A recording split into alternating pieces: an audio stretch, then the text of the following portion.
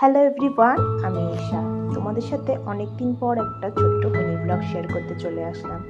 অনেক দিন ধরে ভাবছি কোনো ছোট মিনি ব্লগ শেয়ার করা হয় না, তাই যেমন ভাবা তেমন কাজ।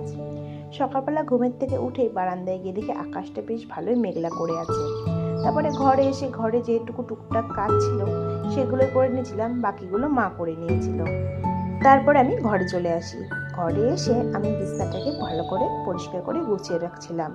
এই যে বালিশগুলো গুছিয়ে রাখলাম, তারপরে টিভি দেখতে দেখতে আমি চাদরটাকেও ভাঁজ করে নিচ্ছিলাম। তারপরে জানলাগুলো খুলে বাইরে দেখি তখনও মেঘ করে আছে। তারপর আমি বিছানাটাকে ভালোভাবে টান টান করে গুছিয়ে নিচ্ছিলাম। আমার না ঠিক টান টান বিছানা না হলে ভালো লাগে না। এবার আমি বিছানাটাকে ভালোভাবে ঝাড় দিয়ে পরিষ্কার করে নিয়েছি।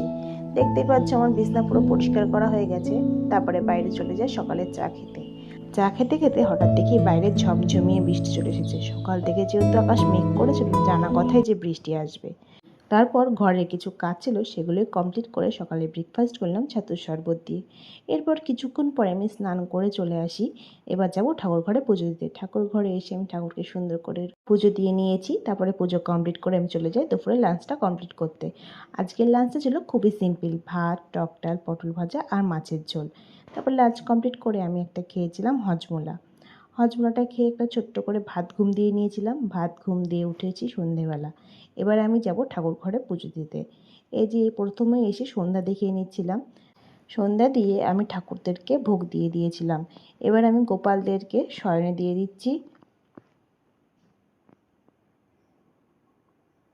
দেখো আমার গোপাল সুন্দর কি সুন্দর ঘুমিয়ে পড়েছে। এবার ঘরে এসে মা চা করে দিল, সেটাই খাচ্ছিলাম। তারপর রাত্রে আমার খুব পাস্তা খেতে ইচ্ছে করছিল, তাই পাস্তা দিয়ে রাত্রে ডিনারটা কমপ্লিট করে নিলাম। তো আজকের মিনি ব্লগটা এ পর্যন্তই থাকলো। তোমাদের কেমন লাগলো অবশ্যই জানাবে। দেখা হচ্ছে খুব শীঘ্রই নতুন একটি মিনি ব্লগ নিয়ে।